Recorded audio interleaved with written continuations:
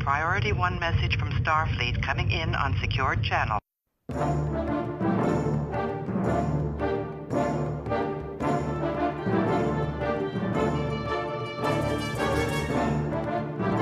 You are listening to the TrekRanks Podcast, a member of the Tricorder Transmissions Podcast Network.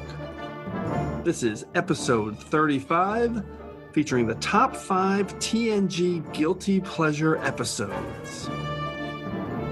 Welcome, Star Trek fans. I am Jim Moorhouse, and I am the host of the TrekRanks Podcast.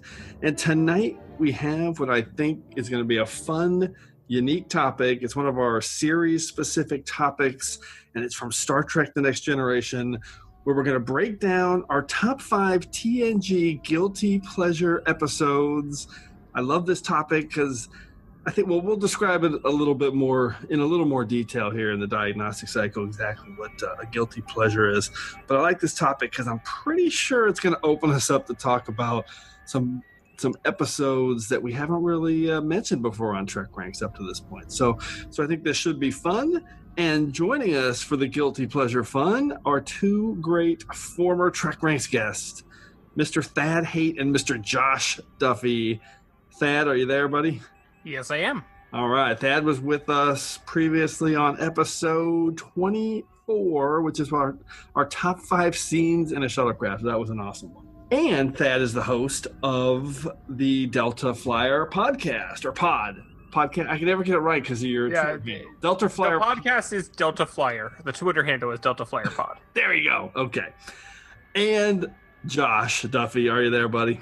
I am here. Thanks, Jim. Thanks for having me. Yeah, no, it's awesome to have you on. Last time we had to have Josh on with an epilogue to get his picks at the end of the show because we had some connection issues, and that was so. Josh was our one-off specialist. He was here for our one-off heroes and our one-off villain episodes previously, and yeah, those were great episodes too. So and once again, thanks for having me. I'm excited about this topic. I'm fired up, and as you listen to this, we will have just been coming off of STLV 2018, where the three of us, I know, all have been geeking out, but we're not there yet, but we will be soon. Can't wait. To quote Captain Sisko, I'm looking forward to standing with you there in the place where we belong. There, in that place where I definitely belong. Yes. All right, let's get into general order number 1 here at the TrekRanks Podcast, which starts with the fact that we love Star Trek and we love to rank Trek via some deep dive topics just to get the conversation started. But what is that Vulcan motto? Infinite diversity. In infinite combinations. And what is diversity? A celebration of differences. You just heard our new IDIC introduction courtesy of T'Pol and Dr. Phlox. And Dr. Phlox is right. What is IDIC? But a celebration of differences, and that is exactly what we do here at TrekRanks. Our mantra here is no wrong answers, and our show is about all the reasons that we love Star Trek. So we're not here to nitpick or to argue, but just to celebrate the greatness of Trek. We love it all, from TOS to TNG, straight through to Enterprise and the Kelvin timeline, and now, of course, Discovery as well. So it's all fair game here on the TrekRanks Podcast.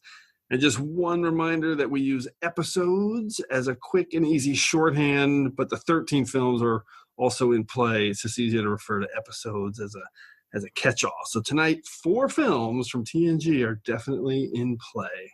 Most of you have probably heard that before, but we like to reset every week for any newcomers jumping into TrekRanks for the first time.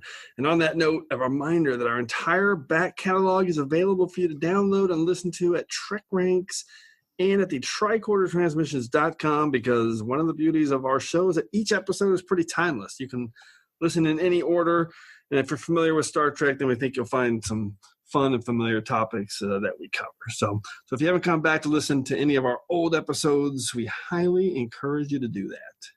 Open hailing frequencies. Hailing frequencies open. On viewer. And if you would like to contact TrekRanks, the best way to find us is on Twitter at TrekRanks, or me personally at Enterprise Extra. You can also call us and leave us a message with your own picks at 609-512-LLAP. That's 609-512-5527. And you can consider any voicemail message you leave us an audition to be on the show. So hopefully you'll call in and we can hear your picks live. And you can also find the Tricorder Transmissions on Facebook. And for those of you enjoying all of our shows here on the Tricorder Transmissions Podcast Network, you can support us via patreon.com, or you can find a link at the tricordertransmissions.com. Okay, so to wrap it all up, Thad and Josh, why don't you guys tell everybody how they can get a hold of you? Thad? You can find me on Twitter at Tyrannicus. That's Tyrannicus. I tweet a lot, mostly about Star Trek. And you can also follow my Star Trek Voyager podcast, Delta Flyer, at Delta Flyer Pod. Lots of Star Trek tweets there. Love it. And Josh, how about you, man? As for me, I am also on Twitter. My name is Josh Duffy, and I am at JM_Duffy. Very simple. I tweet a fair bit, both about Star Trek and other things, sometimes sports related, sometimes politics, interesting things, but a lot of Star Trek. Okay, I think we're now ready to activate our Level 1 Diagnostic. Diagnostic cycle will be complete in 20 seconds. So this week's diagnostic cycle is a pretty important, actually, for us to define what we think of as a guilty pleasure in terms of storytelling. So from my end, when we designed this topic, a guilty pleasure can be anything to you. So however you want to define it, you can define it any way you want. So it's maybe an episode that you love, but you know that at least maybe you think that most people actually don't like that much or make fun of it. Or maybe it's an episode that maybe you don't think is very good, but there's something about it that you like and makes you kind of go back to it. So maybe it's a scene or a particular moment or something. So before we get into our Prime Directive for everyone, I want to ask Thad and Josh, what's something non-Trek that you guys would label as a guilty pleasure for yourself? So anything out there that you would think of, Thad? Well, I thought about it, and I define a guilty pleasure as something that most people don't like and that I would even acknowledge has some problems, but I still really enjoy. And in this case, what I went with was the Dungeons and Dragons movie. Okay. I don't even think, when was that released? Early 2000s, like 2002, maybe? So it's not the World of Warcraft movie. Oh no, but that would also qualify. Yeah, because I remember that one was like huge in China, but like bombed in the U.S. I remember. No, Dungeons and Dragons was 2000. Okay. It has Jeremy Irons in it as the bad guy. Okay. It has a 3.7 on IMDb. Oh man, it is a terrible movie, but I really enjoy it. That's a perfect pick. I love your pick way more than what my pick is. So, Josh, what's your guilty pleasure? Very similar to Thad, not in my actual guilty pleasure, but in the way I looked at it, which is just something that's not generally considered to be, held in high regard, not necessarily terrible, but not very, not considered really good. But despite that, I still like it, particularly, if the right occasion presents itself. And so I had two things that I thought of as non-Trek related guilty pleasures. The first one is there's a TV show series called Scarecrow and Mrs. King. Yeah, that's awesome. Okay. Starring Bruce Boxleitner and Kate Jackson. And, there's certainly better shows on TV back in the 80s when that came out and now. But if an episode comes on, if I happen to be sitting around and there's a rerun of Scarecrow and Mrs. King, I'm going to watch it. And the thing that kind of ties into my, as we go forward in Prime Directive is I'm looking for something, there has to be something fun or redeeming that makes it, worthy of watching. So the other thing for me that's a guilty pleasure that's non-Trek related would be candy corn. Okay. Desserts. And there are much better desserts out there. I mean, for me, there's a restaurant here that has a white chocolate coconut cake that's fantastic. But at the same time, sometimes candy corn just sounds good. And on top of everything else, it's also fat-free. So it's got a redeeming quality to it. So those are my two non-Trek related guilty pleasures. Candy corn is way outside the box. I love that. Oh, by the way, both of your guys' picks add to your geek cred. Mine is going to destroy mine. So here we go. I can't believe that I trapped myself into this question and answer. But let me set up my guilty pleasure by saying that I watch a lot of TV. I love TV unabashedly. And my wife, who I've been married to for 25 years, we joke that, it's not really a joke because we think it's awesome that we credit our friendship and partnership to the amount of great TV that we watch together. It's awesome. We love it. I love it. So having said that, there are some shows that she watches. And for the longest time, I would just leave the room. I would put on my headsets. I would not look at them because they're freaking awful. They're the worst. They're literally the worst thing on TV. And then over the course of a few years, they slowly started eking their way into my psyche. And now I watch them and I actually engage with her and I know everyone's names and I ask her questions and it's the freaking worst. But I love them. And it's all this crappy Bravo TV and Andy Cohen's Empire of Real Housewives and Vanderpump Rules and Below Deck and all this trash. I haven't even heard of most of these. What? Oh, you are good. You are not missing. I've heard of them a little bit, but you're not missing anything. Trust me. People who are listening know these shows. They're awful. They're terrible, but I love them. They're just the worst. Okay. That's why it's a guilty pleasure. That's enough. Yeah. That's enough of that. Let's get to our Trek guilty pleasures. But first, we'll go into our Prime Directives as we break down exactly how we made our picks tonight. I do not concur with your captain's decision. She's following our Prime Directive. Define Prime Directive. So Thad and Josh, for your Prime Directives, how did you narrow down your list and define what was a TNG guilty pleasure for you? Josh, how about you? Well, first of all, I thought this was a very difficult topic to narrow down a list. And my thinking was I had to exclude episodes that were considered or are generally considered to be great. There's nothing guilty about watching those. If you think of The Inner Light, you're not going to feel guilty about watching The Inner Light. Yep. And I also wanted to eliminate, but going back to a previous TrekRanks episode, I wanted to eliminate my comfort food episodes. Those episodes that were kind of my old standbys that made me feel good when I needed a lift or anything like that. Yep. So for a guilty pleasure, going back to, how we defined them, something generally not held in high regard, but not something so bad that you have to hold your nose and you would never rewatch, or you would barely rewatch in a rewatch, with a little bit of fun involved. So for me, those episodes, I want to have some fun and watch. I don't necessarily want to tell anybody about. Okay, no, I totally get that. That is a great way to break it down. Let's be clear. The comfort food episodes are nothing like guilty pleasure episodes. They're completely different topics. Or maybe not. I don't know. I mean, they could have. I know. I'm joking because who cares? We got like 8 million topics. I just wanted to make sure that I excluded both the comfort food and great episodes. I love it. Well, for sure, great because that's they wouldn't be guilty. That would defeat the purpose. Yeah. Thad, how about you, man? How did you break it down? Well, I established a baseline in that guilty pleasures are things that most people don't like or consider to be poor. So I looked through the list of episodes of TNG and told myself I could not include anything that got a 7 or higher on IMDb. Oh, interesting. Okay. I like it. So you have actual statistical analysis to back up your guilty pleasure. Yes. This is great.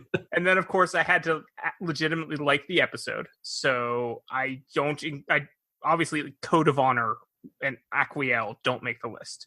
But anything that I really do like, even acknowledging that it may have problems, but I enjoy watching, it made the list. And honestly, when I went to that category and making sure that they had to be less than a 7, there weren't that many. I came up with 5, but there aren't really that many on my secondary systems because not that many episodes fit that billing of being rated below a 7 and also that I like.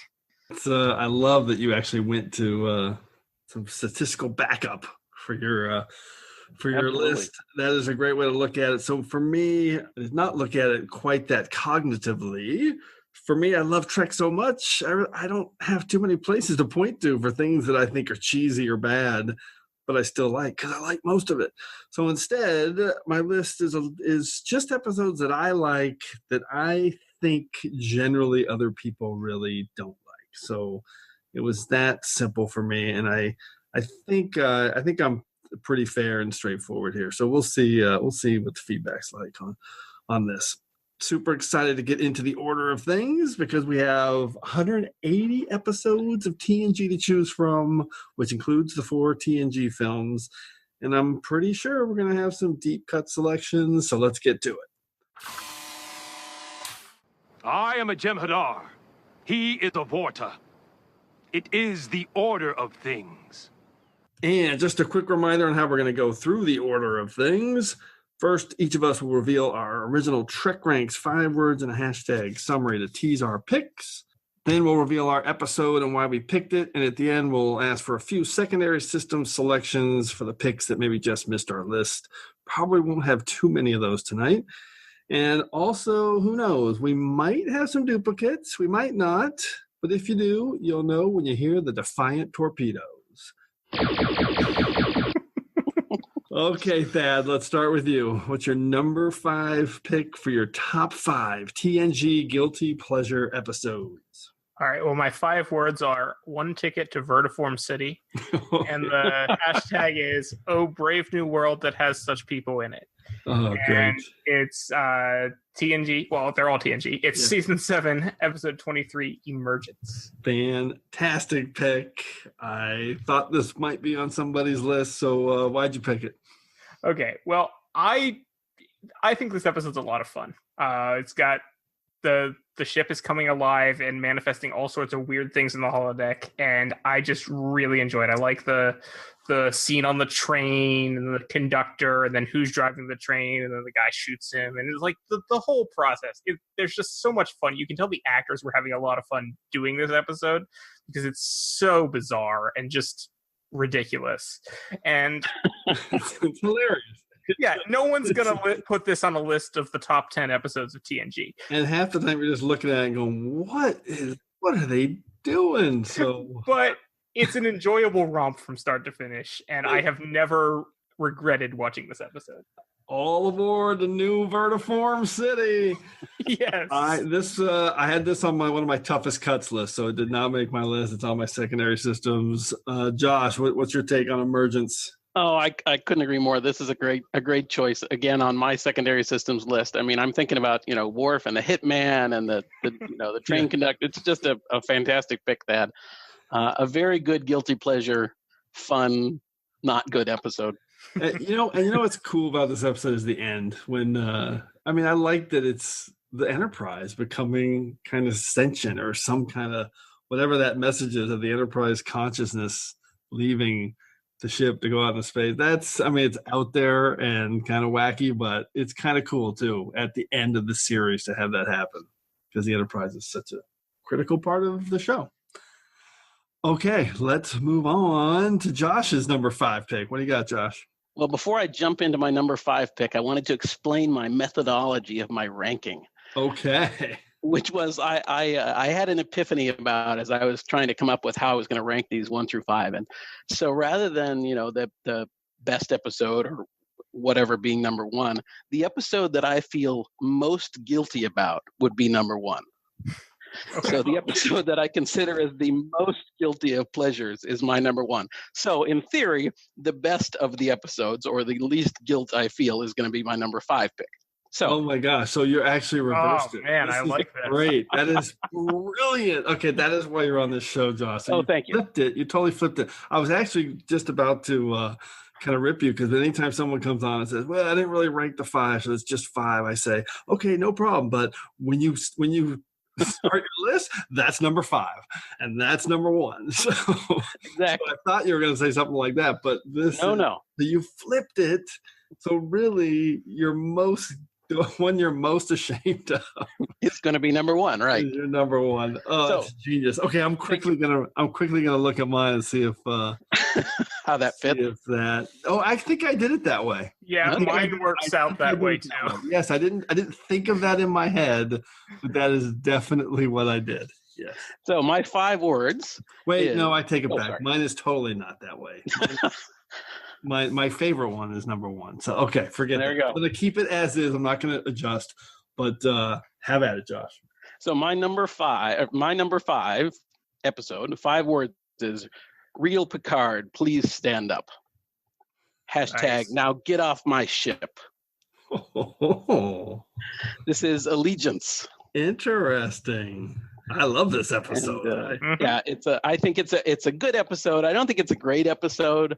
It's kind of some of the criticisms are people see that, how can you study leadership, or how can the doppelgangers pretend to be Picard while they're studying his leadership, and that kind of criticism, along with generally labeling species as having single traits, that kind of thing. Yeah.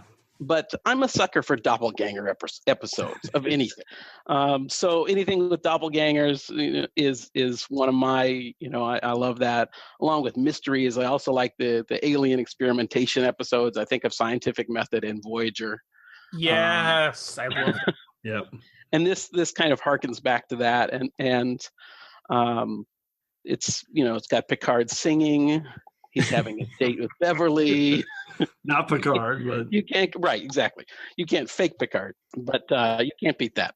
I like this episode because it feels like a Twilight Zone episode, and it's so it's got some cool layers there with that mystery of the four, and I also like that Isak says it's poison. Yes. One of my favorite memes to throw at people. Thad, what is your take on Allegiance? I agree with everything you said. I also would point out on a little production note, this episode is the first appearance of the black-bottomed, division-colored shouldered jumpsuit that we will later see on DS9 and Voyager. Interesting. Oh, on the Bolian ensign? On the fake Bolian, the fake Bolian ensign. Or whatever. Yeah. The fake cadet. Yep. Yeah, cadet, right. Oh, that's awesome. That's a great note. Okay, well, that's a great pick. Let's jump into my number 5 pick, which I guess is the one I'm actually most embarrassed about now that we put it in these terms. It's not, though. It's not. I don't think it. For some reason, my order doesn't play that way. All right.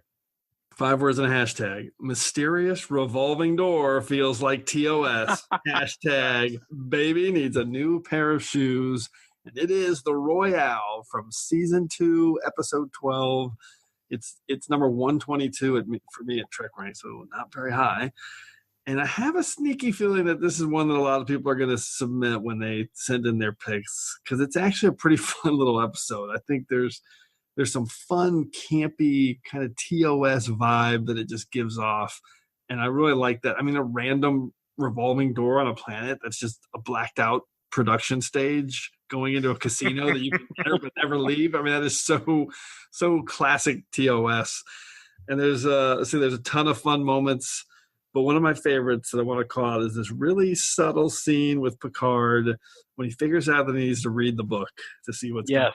And he just says, it was a dark and stormy night, and he just quietly cringes. Not a promising beginning. Yeah, that look on his face is I remember that as well. It's such smart writing. So I love this episode. It's a fun one. What's your take on it, Thad? I will reserve comment, but you might want to get those torpedoes ready. Okay. And Josh, any comments? Oh, I'm thinking it's a great pick, and one of the moments that sticks out to me as you're talking about it is when they find the dead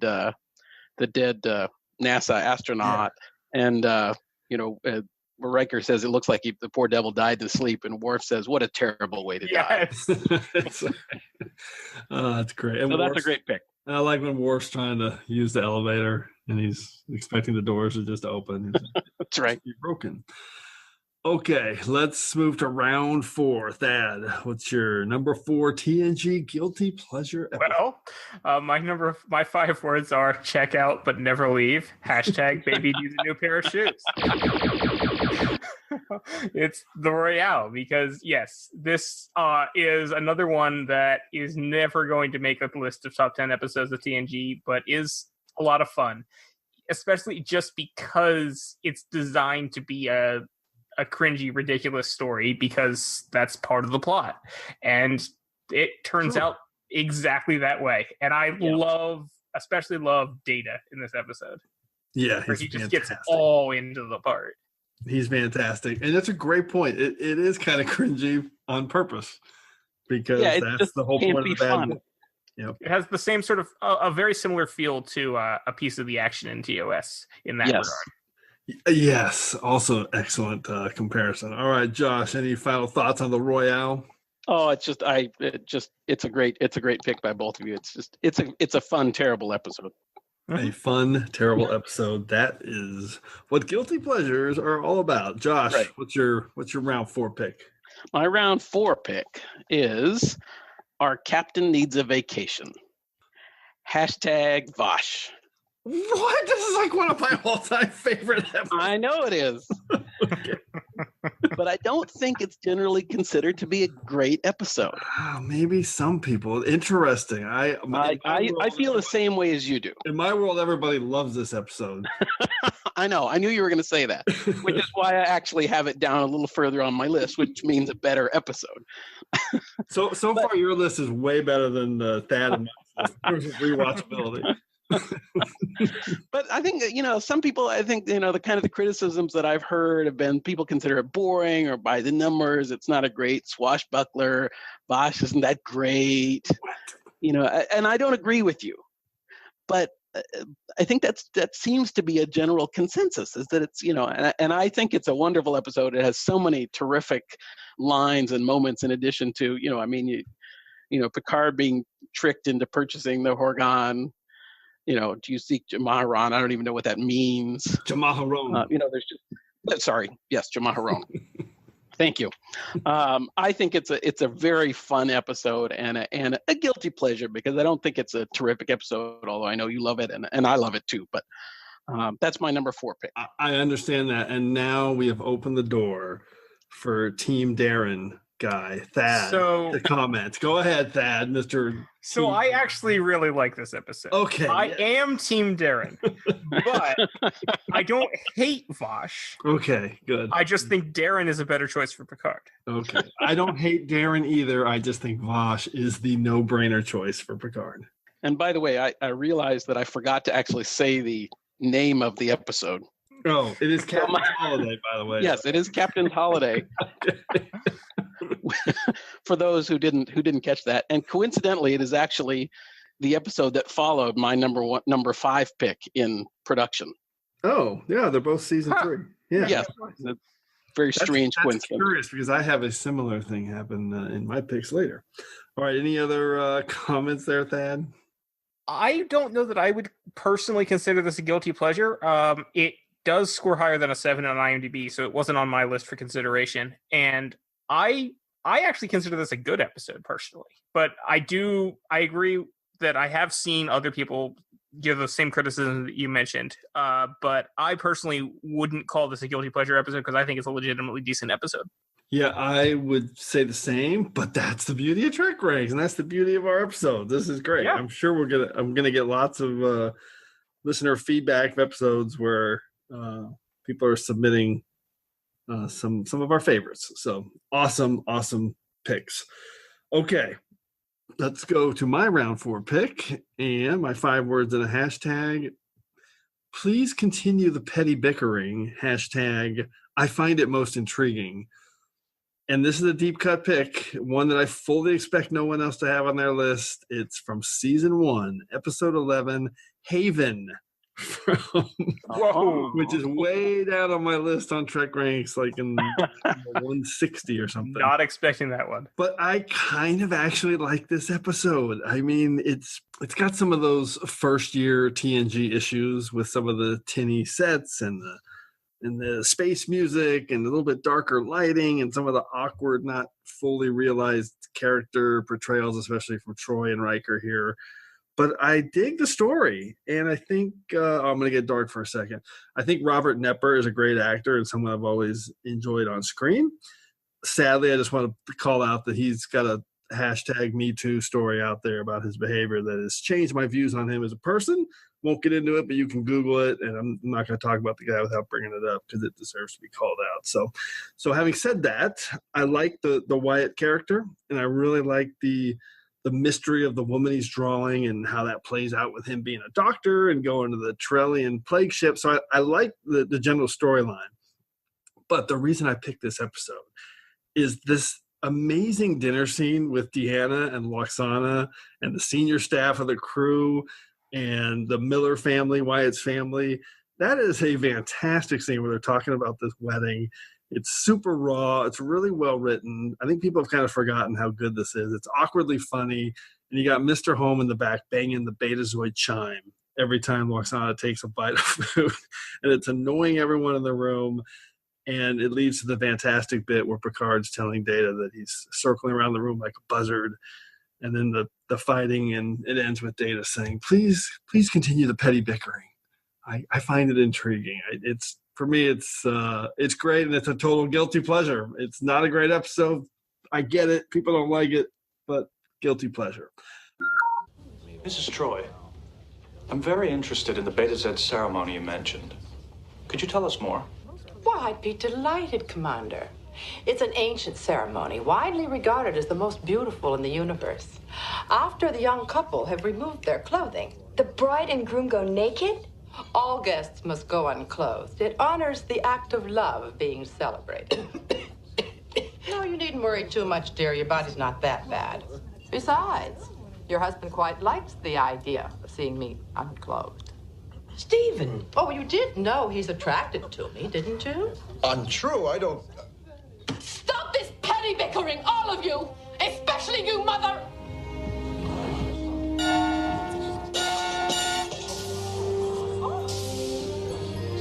Could you please continue the petty bickering? I find it most intriguing. Okay, Thad, what do you think of Haven? I can't tell you much about Haven because I almost always skip it. I have seen it, but it's been a very long time. Okay. That says it all about this guilty pleasure. It says it all.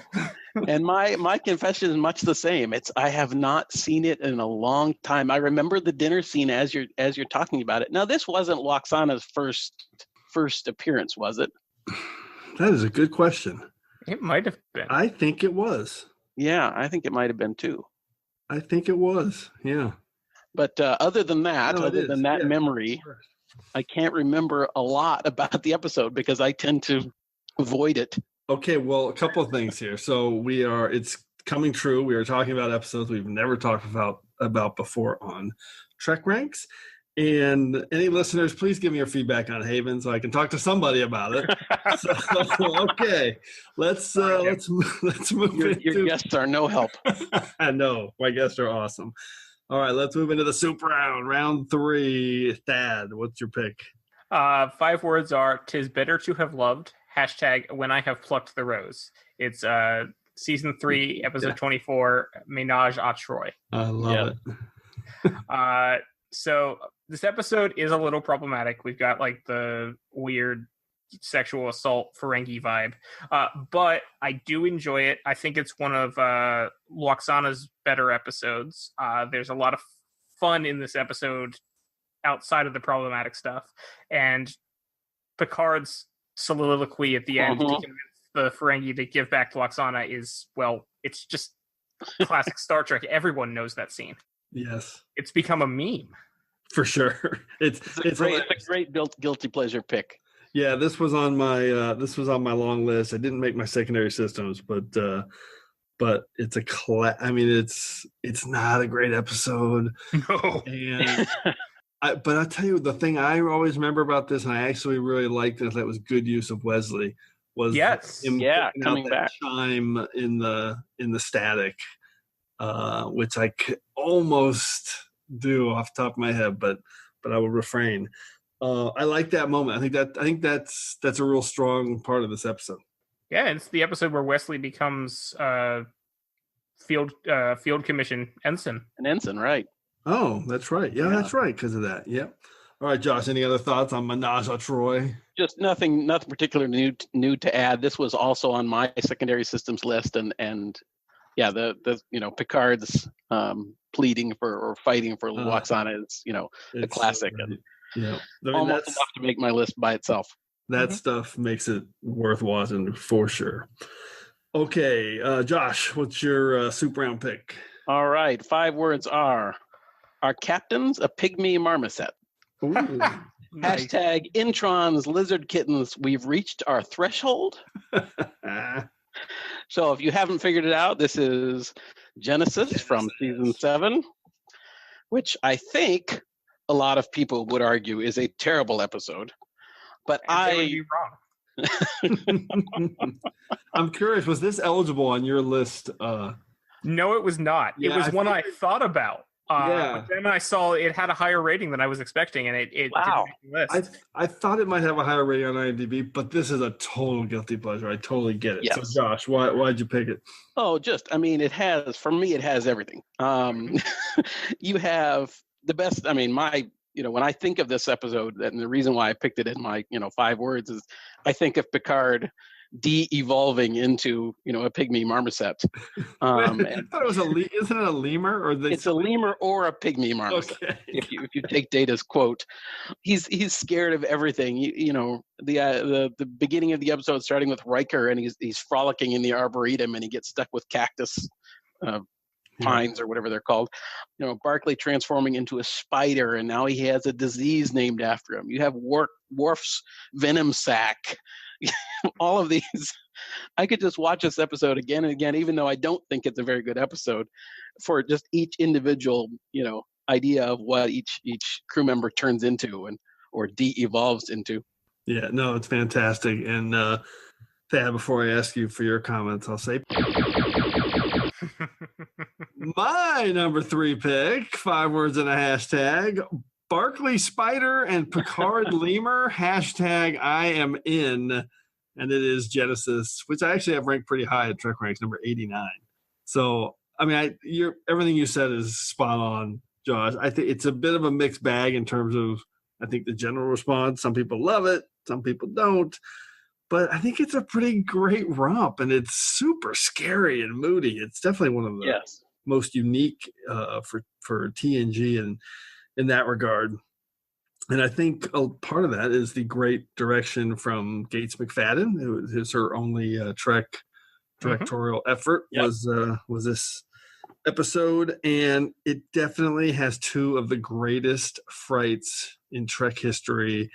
And those are, of course, the appearance of the Barclay Spider, which freaks me out every time. But also the amazing scene where Crusher notices those sacks on the side of Worf's neck, and then he sprays the acid in her. That's terrifying to me. I do not like that. So, but the main reason I picked this is because I think the story's ridiculous and it's just campy, makes no sense. But who cares? Spot the cat. Of course, he can mutate into an iguana or a female cat. Yeah, right. Or a female cat, which he wasn't before.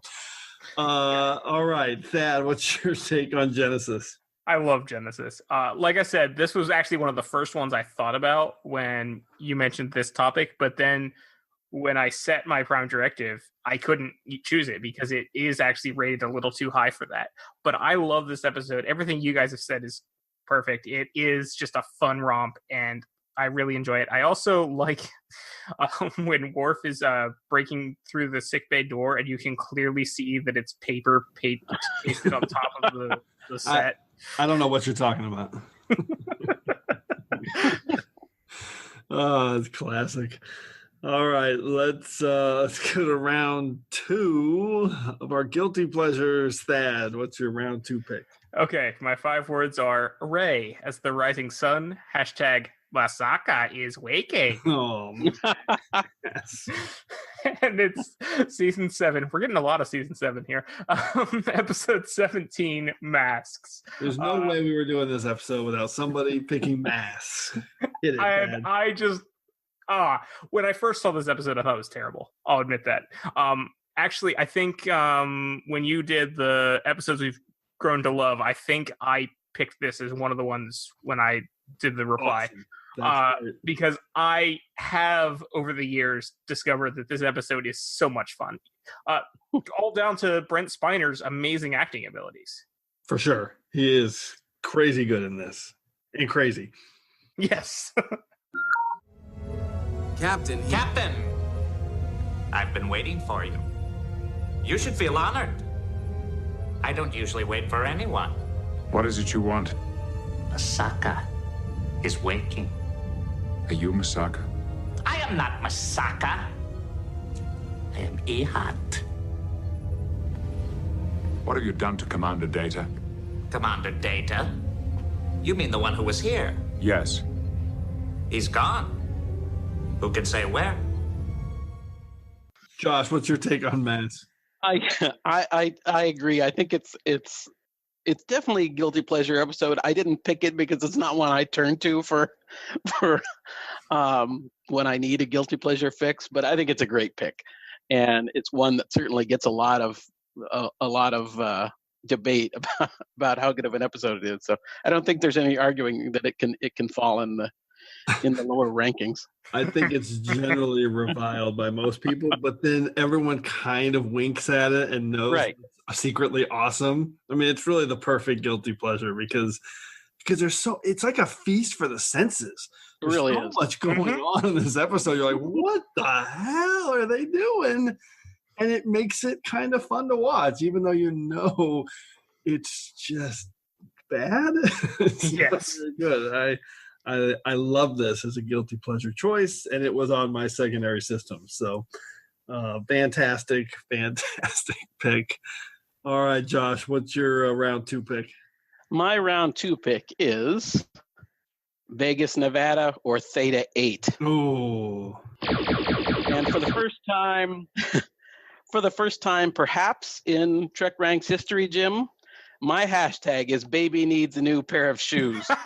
Wow, we have a triplicate on hashtags for the Royale, a triplicate, and we all have the same hashtag, which is kind of a no-brainer. I mean, it's a perfect hashtag.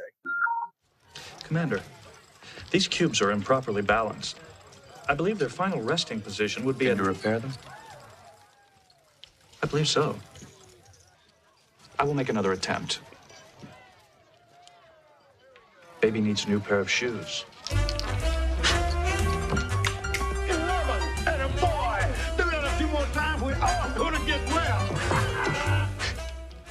And we've already talked about this one to death. I think the only thing I wanted to add is if you look at what the astronaut, the NASA astronaut wrote in his diary, which was, I have no malice toward my benefactors.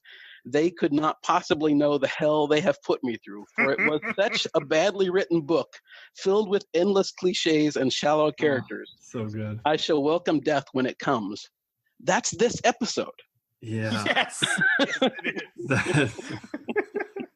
That is hilarious and sad at the same time. That really is actually a good moment in the episode.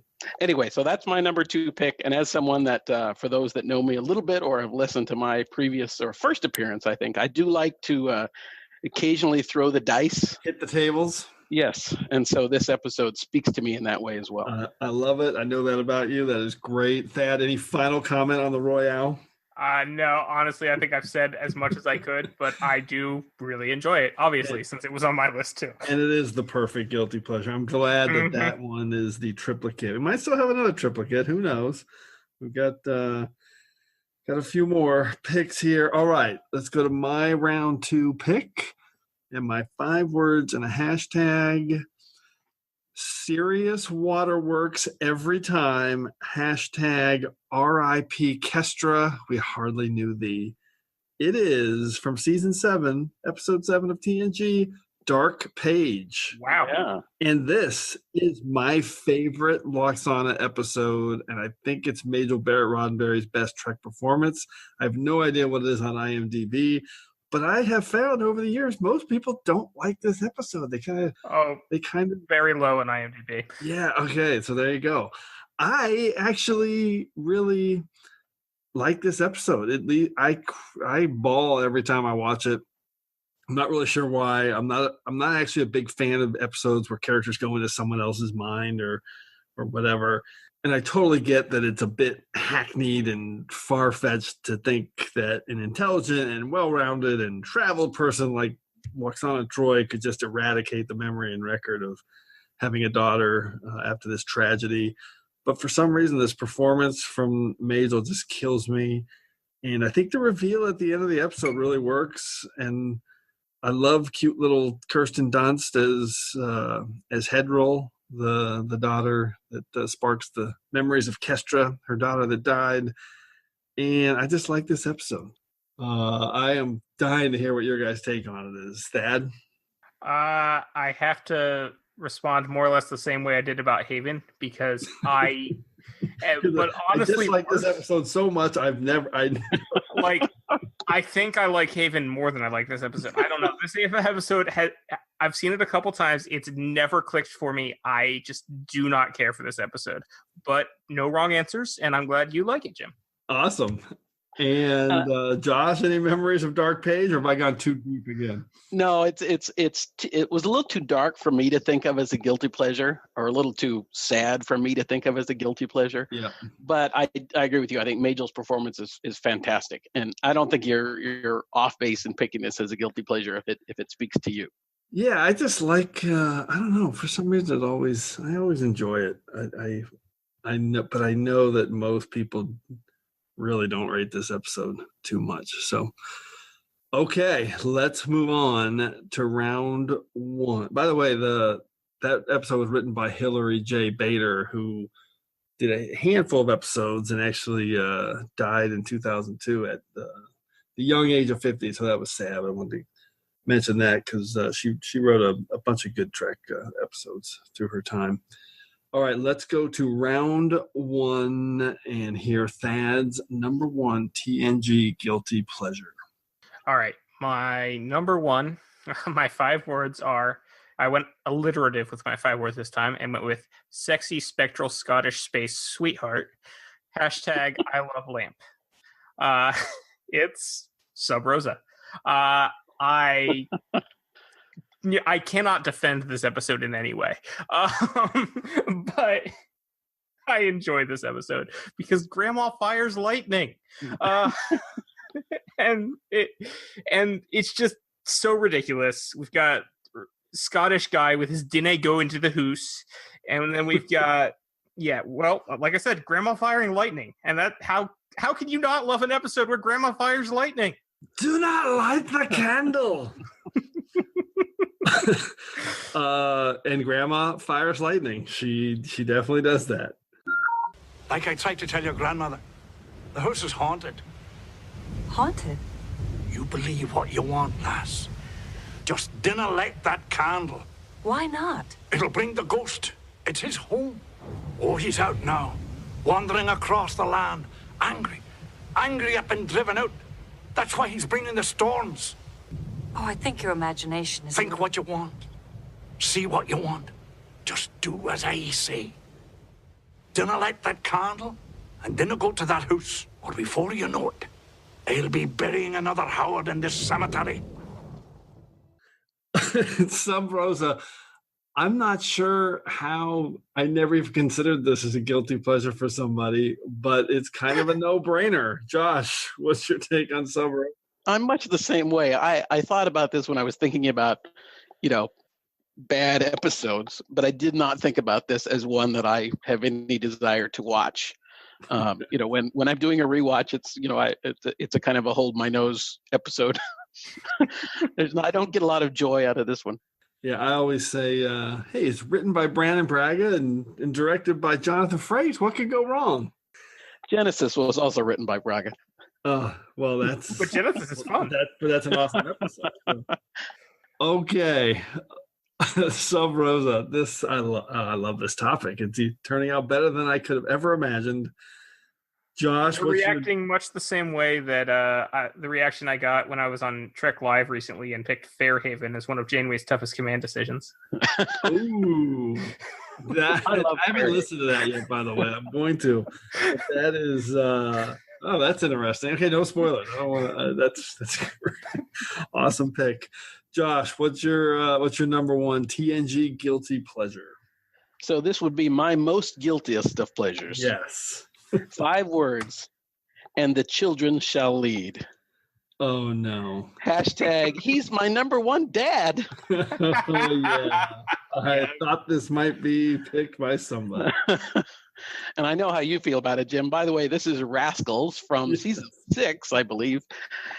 And this episode has so many flaws, not the least of which is the Ferengi taking over the Enterprise and the completely inept Ferengi. Yeah. Yes, even more. Yes, exactly.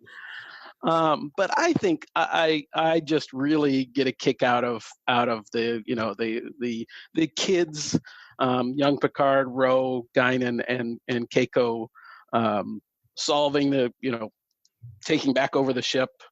The Miles and Keiko discussion about them being married and will they stay married. I think has some that actually has some real resonance to me.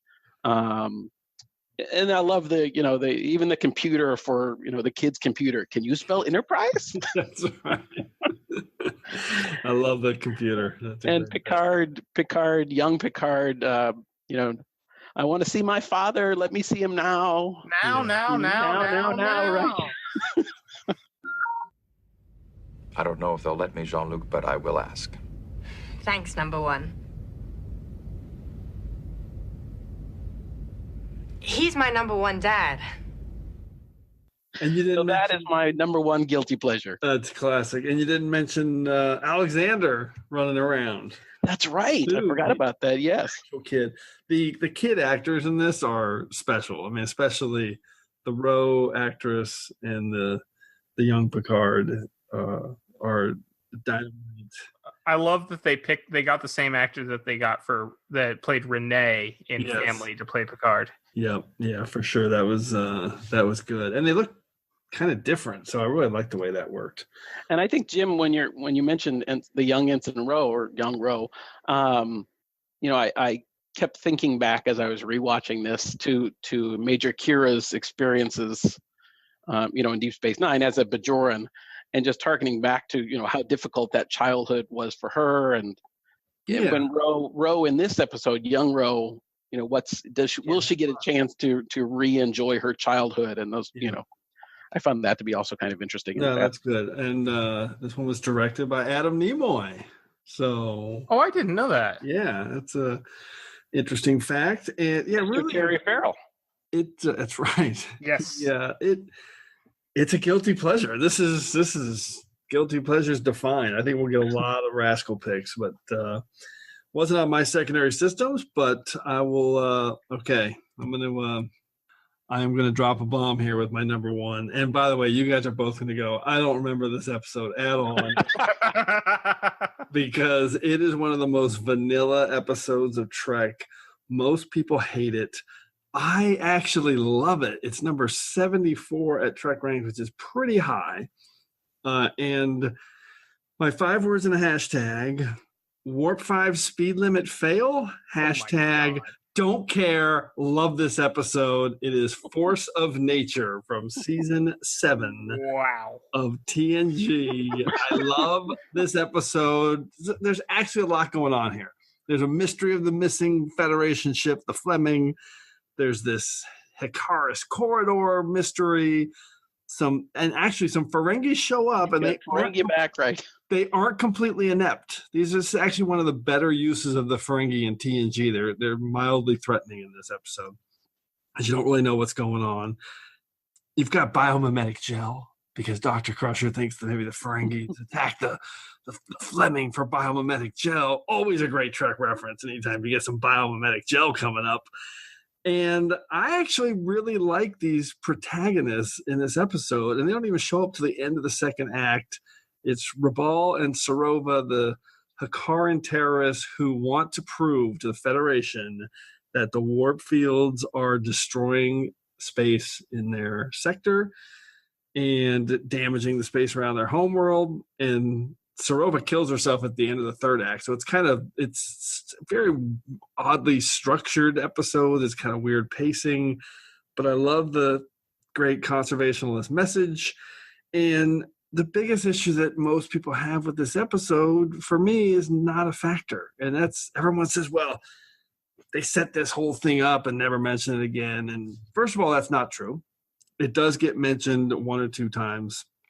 Yeah, it does. After this, so it's definitively mentioned again. However, it's not mentioned on DS9 or Voyager, though. But the show producers, they don't need to carry through with this. And they very clearly have Picard and Geordi talking about the speed limit being in effect until they find a way to counteract the effect of the warp fields. So boom, they obviously figured out a way to counteract the effect of the warp fields. End of story. Don't worry about it. Don't overthink it, people. And if you're one of those people that thinks you need a line of exposition somewhere to explain away every little nitpick like this, trust me, you don't want that exposition cluttering up every episode. I love this episode. I always defend it. And it's almost not even a guilty pleasure because I like it so much. But I picked it because I know how much other people don't like it. Thad, what's your take on Force of Nature? I'm one of those other people that doesn't like it. At least you remember it. Yeah, no, I do remember this one, but I also do normally skip it. For much of the reasons that you don't think people should not like it, I don't like it. I love exposition. My favorite books are books that are like 3/4 exposition. I love exposition too. Don't get me wrong, but you don't need every little nitpick explained away. When you can just say, yeah, well, off camera, so-and-so said this. Oh, okay, solved. Got it. I also think it wasn't a very well done allegory for fossil fuels. Oh, I think it was very well done. But hey, no wrong answers on TrekRanks, and I appreciate that I am in the minority on this. Josh, what's your take? I don't know that I have anything particularly to add to your greatness of this pick. It's not one that I choose to watch usually. I think the thing that sticks out for me or that I remember most of all is Geordi looking after Spot. Yes, I forgot to mention that. That's another great part. And I love that part. And so, for that reason alone, I'll go with you on it as a guilty pleasure. But it's not my favorite episode, but I certainly understand why you're picking it, and I think it's a worthy addition to our lists. I do like that we see Spot, but I don't like that Geordi was being kind of an a-hole about it. No, that's true. Yeah, he even threatened to kill her. She's back to being a female cat at this point. Oh, that's right. Okay, that's amazing picks. Let's jump into some secondary systems. Thad, anything left on your list to mention? The one thing that by my IMDb standards would make the list for secondary systems, I don't actually consider secondary systems because I genuinely like it, is Star Trek Insurrection. So I had that on my no list as well because it's not a guilty pleasure because it's awesome. Yeah, I would agree, but it does have like a 6.2 or something on IMDb. It's wrong. I think it's the movie that's the most like an episode of the show, and it has so many great moments. I say that all the time on TrekRanks. Totally agree. All I ever wanted from the movies is a great 2-hour episode, and that's what we get. So feels like the show.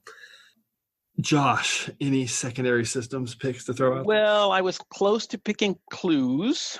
Oh, that's actually pretty decent. Okay. That was actually number 6 on my list. I had a hard time knocking that off. I really wanted to pick Elementary Dear Data because I love that episode, but I didn't think it was bad enough. No, people love that. Yeah.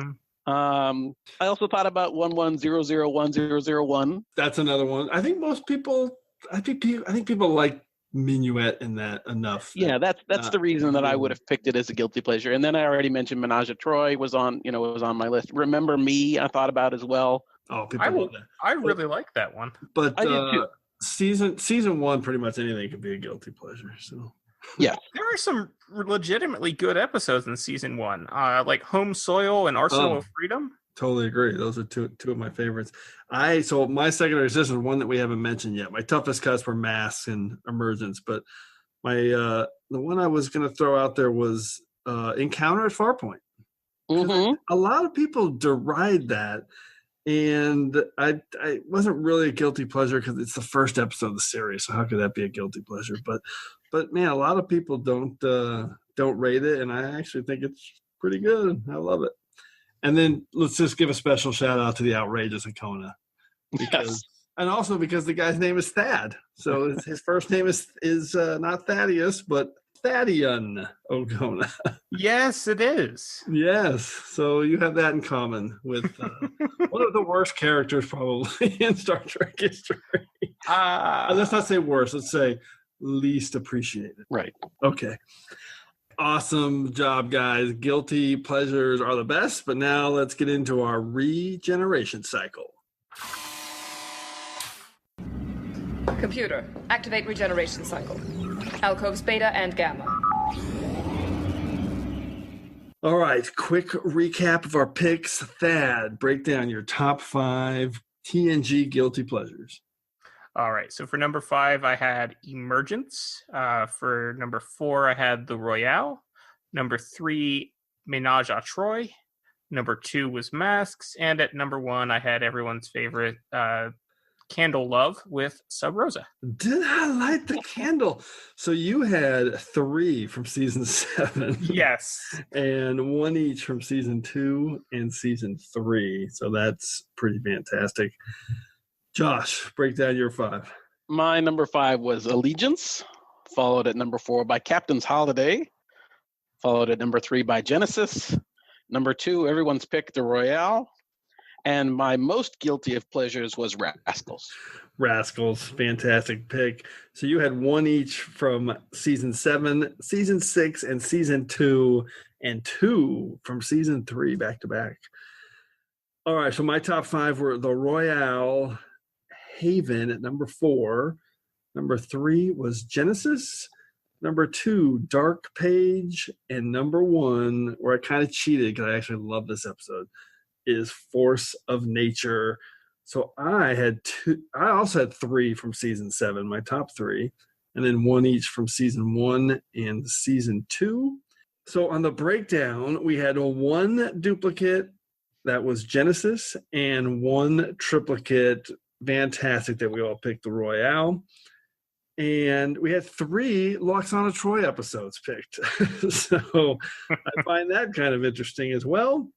And the breakdown by season was 1 from season 1 and season 6, nothing from season 4 or season 5, 3 each from season 2 and season 3, and TNG's illustrious season 7 had 7 picks.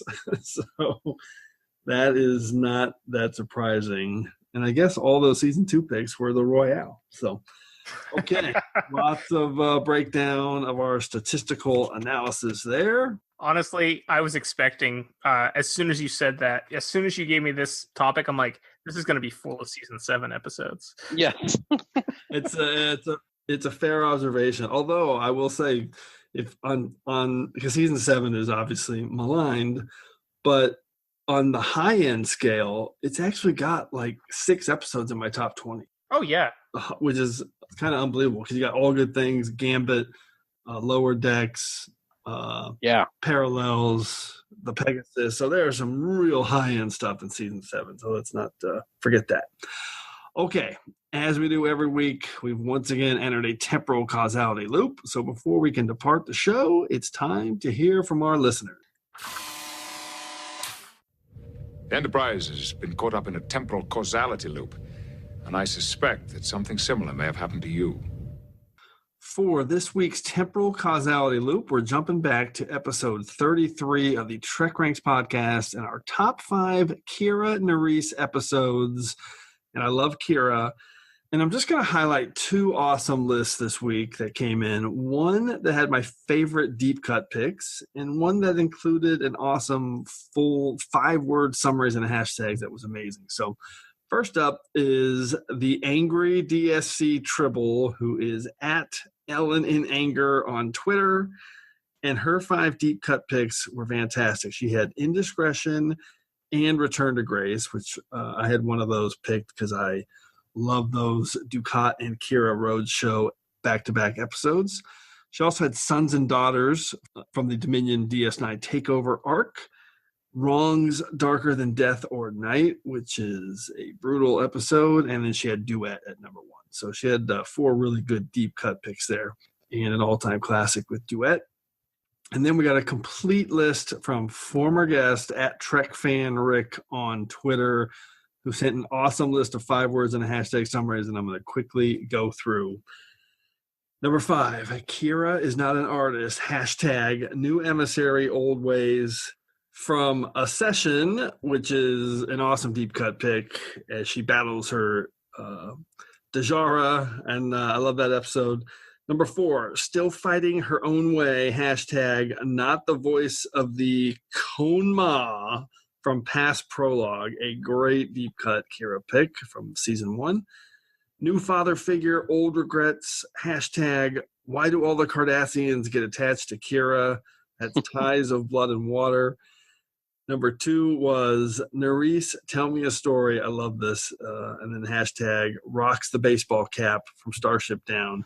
That's a great 5 words. And a hashtag that makes me want to cry when she's comforting Cisco in Starship Down. And then his number 1 was also Duet, not the Butcher of Galatep. Hashtag not all Cardassians are monsters. So appreciate Rick sending in that list of 5 words and a hashtag summaries. Great job. And Kira Nerys is definitely one of Trek's all-time great characters, and of course, more than capable of steering us out of this week's temporal causality loop. But as you know, we want to hear from you, so please keep those lists coming to me at TrekRanks so we can catalog them and retweet them and maybe even talk about them in next week's inevitable temporal causality loop. But also we want to hear from you too, so put together your own list of top 5 TNG guilty pleasures and give us a call. We'd love to hear directly from you, so give us a call at the Tricorder Transmissions at 609-512-5527 at 609-512-LLAP. So hopefully we'll hear from you so you can be featured on the next episode of Trek Ranks. And on the next episode of Trek Ranks, we have got an epic topic for you. It's for our hardcore Star Trek fans and fans of the behind-the-scenes magicians that not only made Star Trek possible, but made Star Trek. We are doing our Trek Mount Rushmore, and our panelists will each be picking 5 Star Trek creators, not including Gene Roddenberry, because what's the point? He's the whole mountain. So we're each picking 5 creators from Trek that we're going to put on our Trek Mount Rushmore, and that can be anyone that's basically not an actor. So it's a writer, producer, composer, graphic artist, director, set designer, visual effects, makeup effects, any of the great behind-the-scenes Trek legends that helped bring us 700-plus hours of Trek. So, and we're doing 5 people on Trek's Mount Rushmore because in the 23rd century, little known fact, a 5th person is added to Mount Rushmore. At least, or at least she was in the script and on an unfinished matte painting for a cutscene from Star Trek V, The Final Frontier. So little known fact there. I did not know that. I know that when I came up with this topic, I didn't know it either. And then I stumbled on it. Someone brought it up and I went, oh my gosh, that is absolutely so cool. Yeah. Perfect. So the 5th person added to Mount Rushmore is an African-American woman president named Sarah Suzanne Eckert. So now you know. All right, Thad and Josh, really quick, put you on the spot. Who's the first person to pop into your head that would be on your Trek Mount Rushmore? Thad, what do you got? Michael Piller.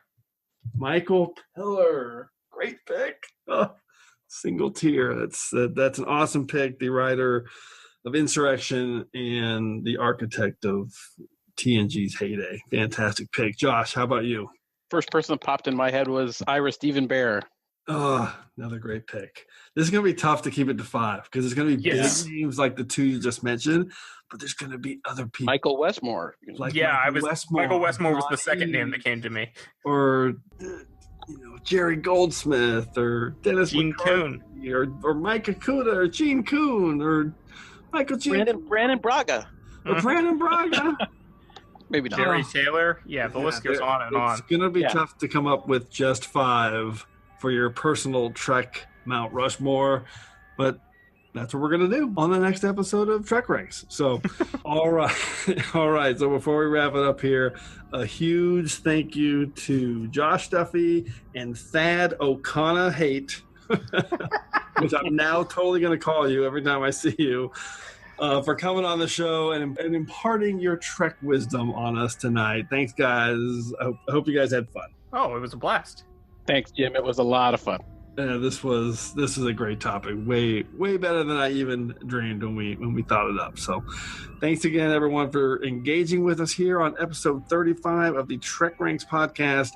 As always, I want to close by saying I'm looking forward to standing with you again here in this place where I belong.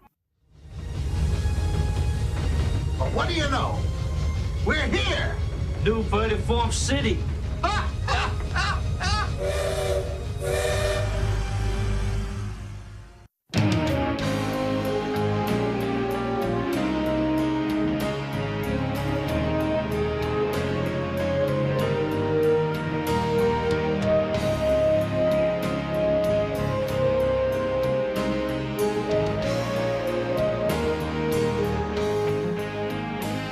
Hi there, thanks again for listening. If you're cruising the galaxy looking for even more Trek talk, why not visit our good friends Bill and Dan over at TrekGeeks.com? They've got a great podcast that covers a wide range of Star Trek topics, so you're sure to find something you'll love. And if you're in the mood for some awesome tunes, then you really need to head over to 5yearmission.net. The guys are writing a song for every episode of the original series, and each one is absolutely brilliant. So that's TrekGeeks.com and 5yearmission.net. Check them out today.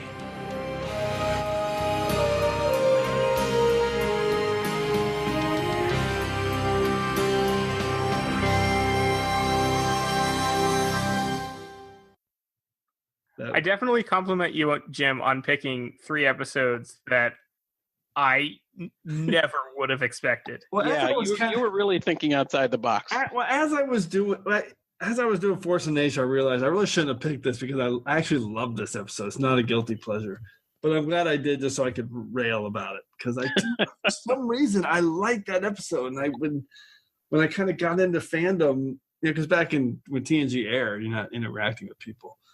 But, 10 years later, I'm like, why does everybody hate Force of Nature? I like that episode.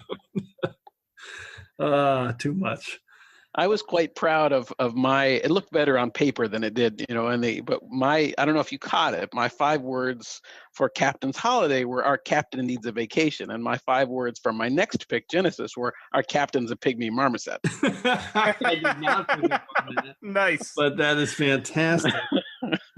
My highlight of the episode was you talking about your flipping the one I'm most guilty about liking. I love that. And I knew you would appreciate Rascals because of how low you have it ranked. I have it pretty low, but I do. It has grown on me for sure. It's not quite at my episodes that I've grown to love, but Rascals would have made my list, but it has higher than a 7 on IMDb. I looked it up as you were. It does? Yeah. See that. I can't. This blows my mind. So okay, that's crazy. My guilty pleasure, and only Jim ranks. I forgot about Sub Rosa. I never considered it because I really don't like it. I don't enjoy watching it. But. 2 others that didn't meet my criteria, so I didn't include them for anything, were Timescape and The Next Phase. Wait, Timescape is below 7? No, it's above 7. Yeah, that's why I couldn't. Okay. Timescape is awesome, but that's another one that people kind of deride, and it surprises me whenever they do. I looked hard for a way to get either Angel One or Justice on the list, and I couldn't. I thought about that too. I looked at Justice, and I was the thing about Justice, which makes it not a guilty pleasure because I couldn't pick it, is that you would think it would at least be kind of hot, right?